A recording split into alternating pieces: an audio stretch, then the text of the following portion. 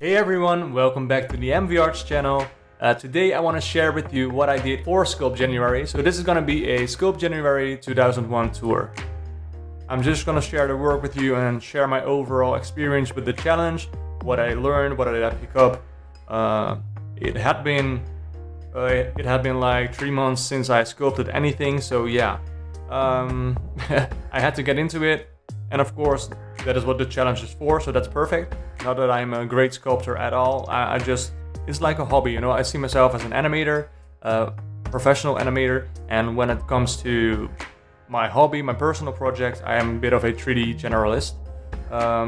So yeah, first of all there was this dragon egg.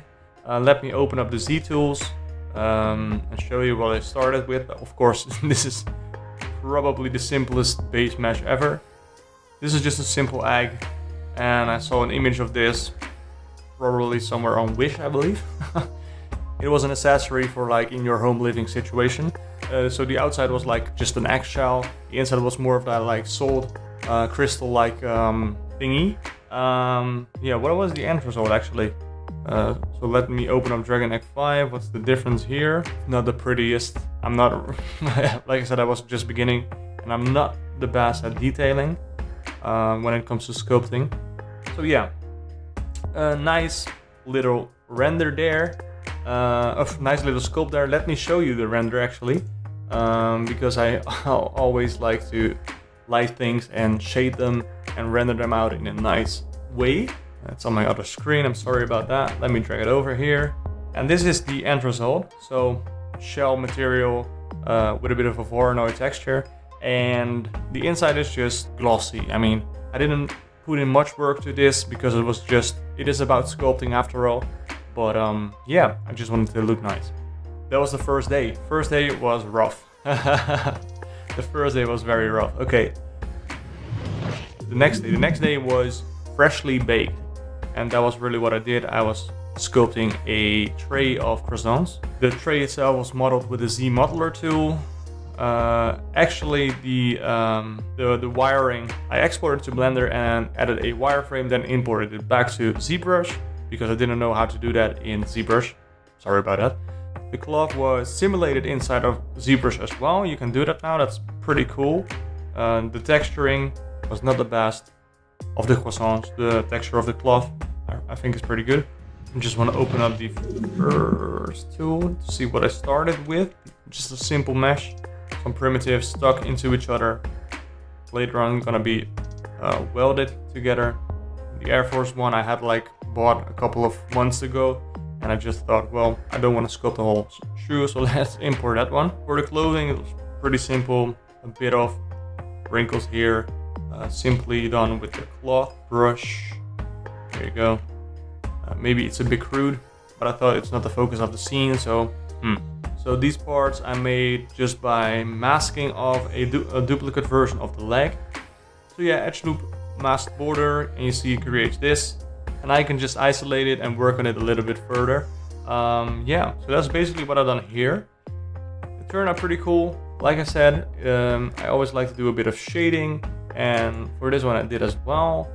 A bit of contrasting lighting with the warmer and a cooler tone. You see the rim light here has a blue tone, and I like a bit of red, soft red color for the main light coming from the left here. You see, I can draw on this. I didn't even know that. That's cool. I like stylized characters quite a bit, and that's why I did a stylized ninja. A stick insect ninja. Has everyone ever seen one like that? I didn't. I used something like this. It was not the best concept art, of course, but I just needed to see how they stylized the sections of the body and where the arms attached, because I had no idea myself. That is what I started with, and you see I save a lot because I'm just, especially in the beginning when I was sculpting, I noticed that I had lesser faith in myself and just wanted some more backups. Yeah, so 11 saves, pretty cool. Ninja outfit and all, pretty cool. I see that this is not completely overlapping, but yeah, that's fine. I mean, camera is probably in the front of this character as well, so you wouldn't notice. Again, some wrinkle sculpting. This is a bit of a mess. The mesh here is broken.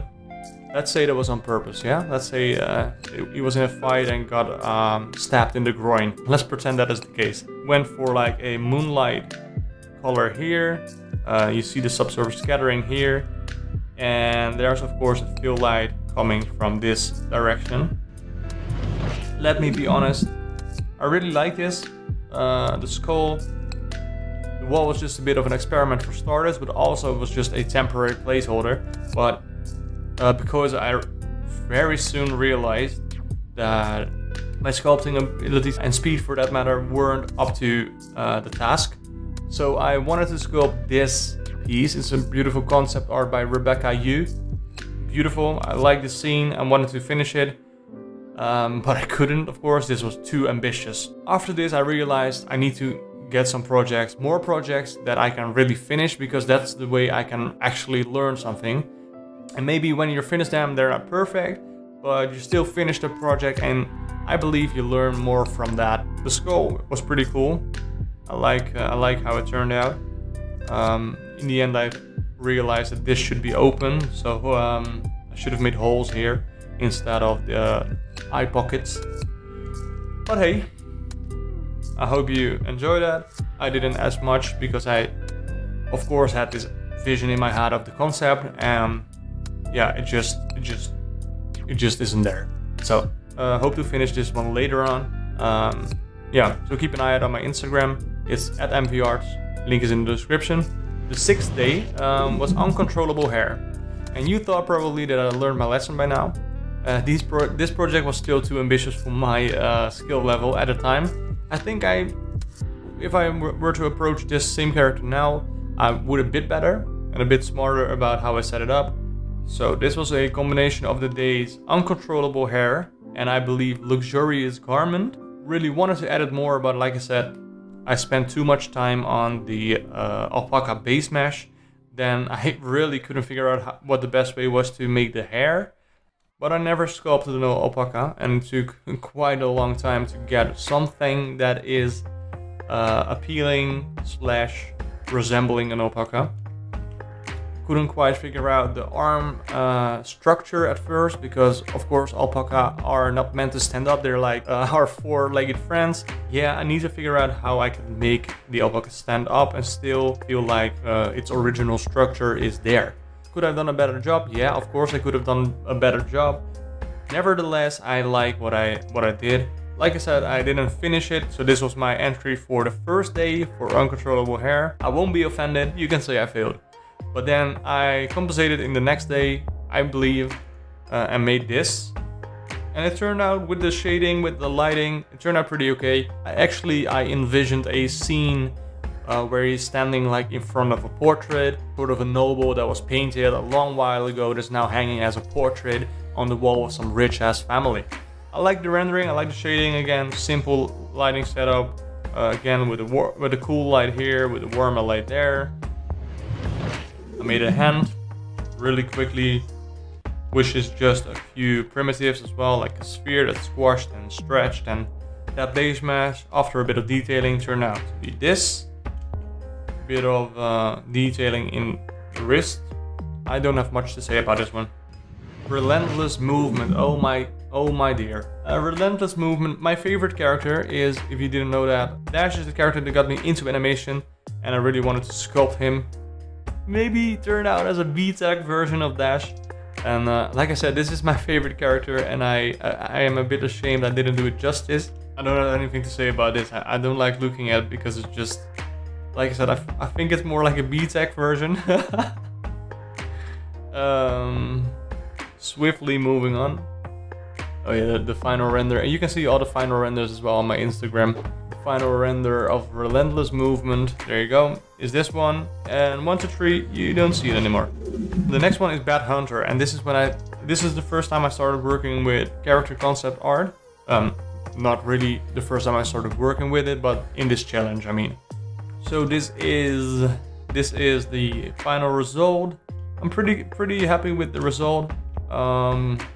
The concept art, on the other hand, was a bit more pushed. It was a bit sort of like a mobile game kind of character. Let me open it up. Tools, textures, there you go. Open up Spotlight, scale it a bit down. So the concept artist is Min Mayo, I believe. Yeah, Min Mayo. And halfway through the sculpt, I noticed I was getting into a flow. More so with that came that I started ignoring the concept art and just pushed and pulled around till I got something that I found pleasing and appealing. And that's really when I started diverting, is that the word? I don't know, either way, taking a different route than the concept art. Actually, I did all the props in Blender. I mean, I was familiar with the Z-Modeler tool, but I hadn't used it in such a long time, and Blender is just my go-to software. That really gave me the final result. I'm really pleased with this. I like the background as well, which is just a gradient fed into a hue and saturation node, so it gives you a gradient of different colors. I didn't have time to post this, but I want to go back. I want to go back in and do a little animation of this guy. Again, stick around for that. You can follow me everywhere on social media, ArtStation, YouTube, whatever you like. If you like this content, subscribe to the channel. This is not all the content I do here on MV Arts. Usually we make things in Blender. We have Blender tutorials here. If that is what you're into, stick around as well. In the future of this channel, I want to get into more of a variety of things. I want to get more into animation. I want to get more into storytelling. I want to start working slowly on some short stories. And with that, naturally comes some things that are perfect for tutorials. You see, when I work on projects, personal projects, I come across problems and I need to solve them. And when I solve a problem, usually these are the interesting things I want to share with you guys. And usually these are the things that really help you the most. So it's kind of a balance. I need to do some work before I can find out new stuff that I can share with you. So that's kind of the balance. Hope that made sense. Let me just break the rules a bit and call Venom a living vehicle. This is an original piece by Scott Young. I believe it's a variant cover of Venomized 1. So that was the concept art I had. Some interesting things right here to notice is that I deviated a bit from the head shape that the original concept artist made. I wanted to have a bit more anatomy, just a bit. So yeah, I thought let's make this shape. And I also like this suit. This is the game, this is the PS4 game suit, and I like that better because it's just a bit more updated. So this is our Spidey guy. And at this point I really struggled with how I should do the suit. In the end I started using something called the clay tube snap, and I drew on the mesh. I dynameshed that whole webbing thing together, and then I did a live boolean subtracting that from the suit. I just tried out so many different methods to make the webbing on the suit. I drove myself crazy there, but nevertheless it worked out pretty okay. So what I did here is I sculpted Spider-Man. I brought him out to Blender. There I posed him quickly with a Rigify rig with auto weighting, nothing fancy, just roughly posed. So I brought it back in here from Blender to this. And I did some refinements, and I probably should have refined it a bit further, but I thought, hey, what? Venom is just gonna wrap around him anyway, so it doesn't have to be perfect. This was just simply a sphere that I stretched out and moved a bit around in 3D space. Then I grabbed the lasso tool and made a mask like that. And I did the same trick with edge loop mask border, deleted hidden when I hit the inside of the mouth. From there I started using Sculptris Pro, and Sculptris Pro can be enabled right here. Some brushes can, some brushes can't. I go to the stroke menu because I want to disable the adaptive size. As you can see, I can set the size now manually. This is a very large size, and if I go lower, it adds more geometry. And then I went back in, where is it? Where's my good friend the snake hook tool? Right here. And make some weird ass gooey trails that could be called Venom. After that I learned something in the previous one as well, the Bad Hunter one. That is, you can poly paint this, of course, I knew that, but I never knew how to get it out in a way that I didn't have to unwrap the mesh. Turns out it is pretty simple, and you can just head over to, whenever you have poly painted this, you can head over to the Z plugin and export it as an FBX, and it will carry over the vertex colors to Blender, Maya, or whatever software you use. You can use the vertex color input node in Blender and have that color your mesh. And that is how I ended up with. This was the entry I did for the Sculpt January, but for myself I thought I want to fix the lighting a bit because it is pretty well lit, but except for this space and some in here, you're just missing the detail. And I forgot to place a extra fill lamp right there. So I went back and filled in a bit of the area there, because in the other one it is just a silhouette and you don't get a feel for the shape. Well, and that is what lighting is for. Am I really gonna go through all of these one by one? I don't know. Some of these are just more of the same, so I'm just gonna say, okay, let's quickly go through a few of them. This was one guy I did. There you go. It sort of had to be like a marshmallow martial arts fighter. Hope that came across. And then in Blender I did some sugary kind of texture on top of him, because I didn't know how to do that in Zbrush. Yeah, this is a scene from Exo Comics, I believe. So this is the reference I got. So this is what I sculpted. I like the lighting. It feels a bit hazy. It feels a bit. It feels warm, of course. And that was the point. The only thing I don't like is that this area, in my opinion, should have been darker, because it would give you a bit of a resting point. Shouldn't be pitch black, but it should be darker. Tools, there you go. There's this little poly painted owl that is playing the flute. So this is just the duplication, as you can see. I didn't want to go in. Then in Blender I made a rope, and the same trick, export as FBX. Vertex colors used in Blender to color the mesh, and did some extra shading and adding some subsurface scattering. Rendered like this.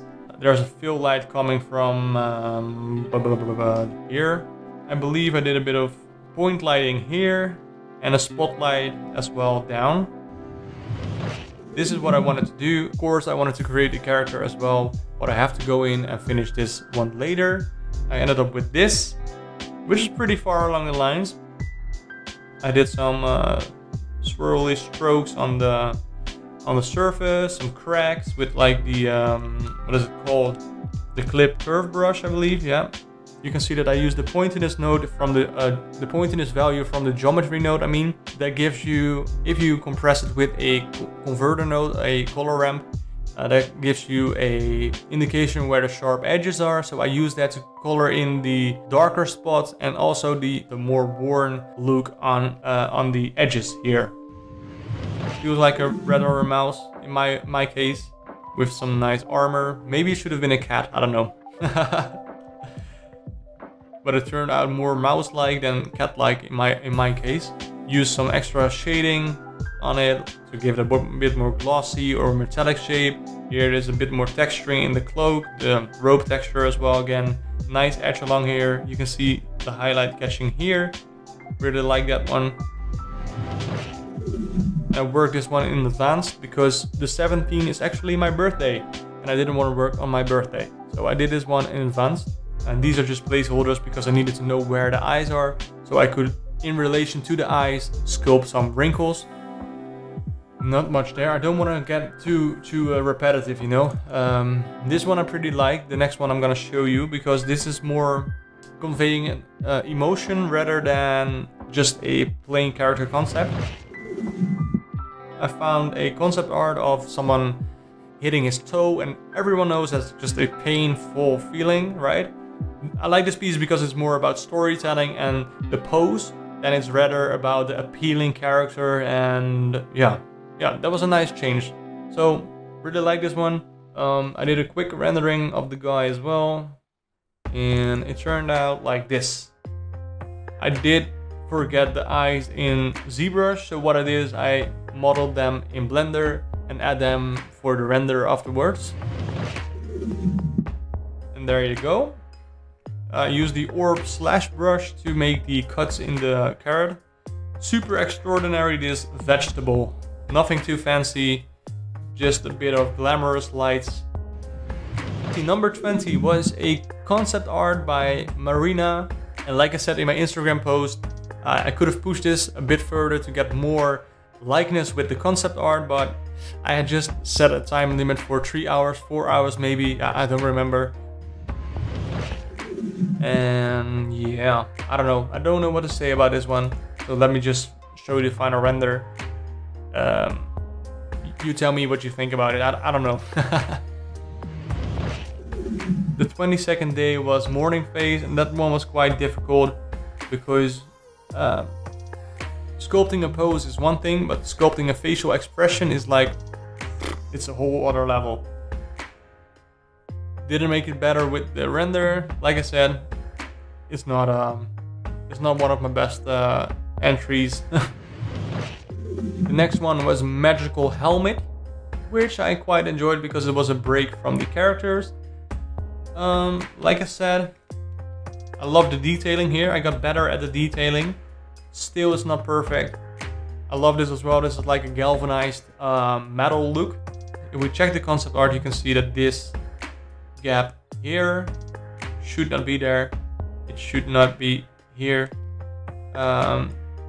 The crown should be touching this metal. Rendered it, of course. I just gave this a metallic shader. This is more like an ivory kind of thing. The wood had the same texture as the wood in the other scenes I did. However, in the last minute, I realized I forgot about this magical ivy trail.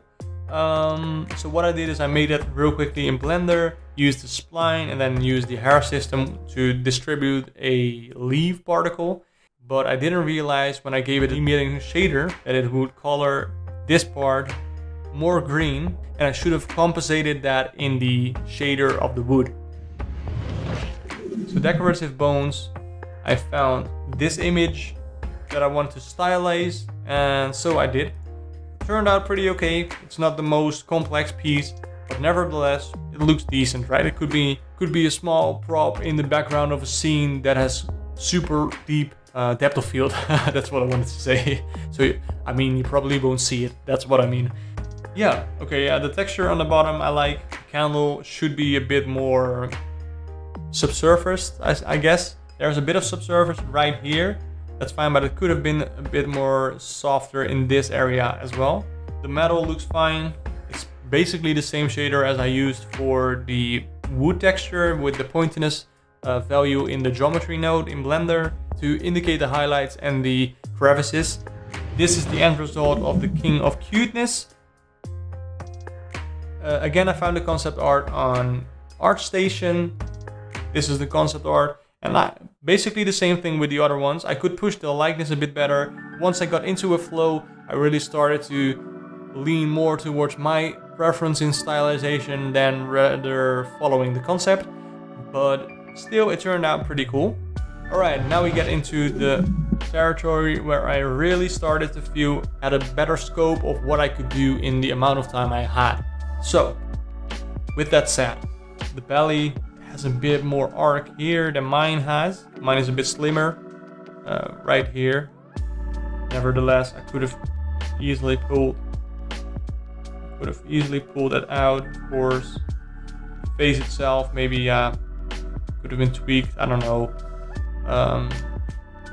But yeah, I was pleased with what I had. And this is the rendered version, yeah, and composited as well. Pretty simple actually. There is a spotlight right here. Also, there's a point light in the same area because the point light had more spread on the floor than I could get from just using a spotlight. Then in post, I added this cloud of smoke behind him, gave it a tint with color correction, curves, you know, that sort of stuff. And this tangent should have been avoided. So there should have been more of a negative space right there. Alright, Dead Eyes. I saw this concept. It's an awesome piece. I like the texturing as well with the halftone effect. There you go. This is my base model. I really was struggling with getting a feeling phase. Anyway, the likeness isn't there. It's a recurring theme, I know. I like the pose with the turned in, is it hunched or slouched, maybe, I don't know. You know what I mean, the posture. I like the posture here. Turned out okay. The back here is a bit messy. Then I moved on from this point and introduced the goriness. This is just what I added in. I didn't want to go overboard, like I said before.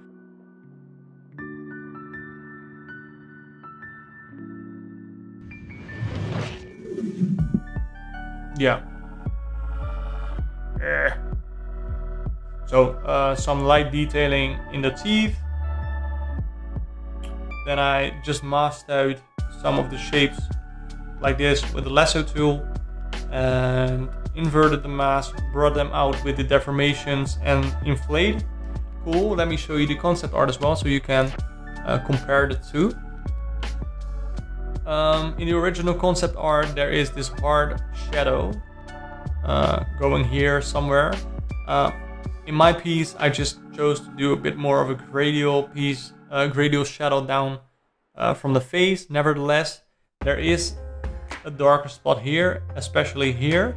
I needed to fill up this area where the eye is. If the eye wouldn't be lit, it would be a very...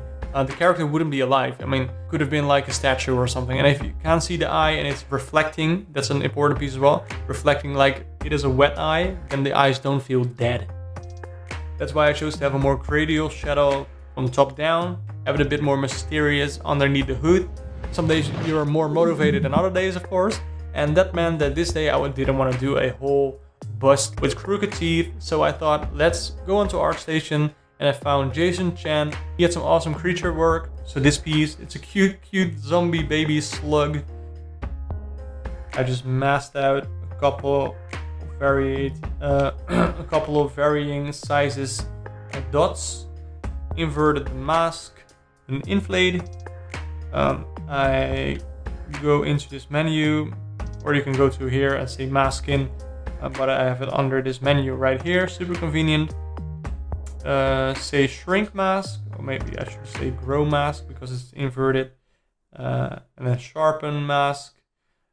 You see not all of them really work, but you could go in manually and paint that mask out like that, and go backwards with the inflate, maybe an inflate balloon, something like that. Unmask, go there, and polish it with a smooth. That was too much of an intensity, but you get the gist. That's what I did there. The render turned out pretty cool as well. I like the contrasting colors of the teal and then the more reddish purple background. That turned out pretty nice. An animal businessman, right? This is the perfect concept for that. And this is the crocodile right here. So this is pretty much the same as we have seen so far. The scales on the back were done with a IMM brush that is set to a stroke. Pretty easy. Roughly painted in the mouth. I should have added a tongue, but I forgot about that. But that's cool. Rendered it, of course. Same technique, same shaders. All the crevices have a bit of ambient occlusion multiplied. Tears of Joy. The last one was Tears of Joy. I made this ogre. Turned out okay. I didn't like the expression I gave it later on. The likeness isn't quite there, but it's good enough. Then I went in and added the Tears of Joy, and that's where it got a bit more messy. Yeah, I don't know. I didn't like it quite as much. I should have maybe did a bit more like watering up than full tears. There you go. I don't like the shading of I don't like the shading of the tear as well. Should have been more subtle, just the watering of the eye. This should have been more flashy, more red. This turned out great. It was an accident, by the way.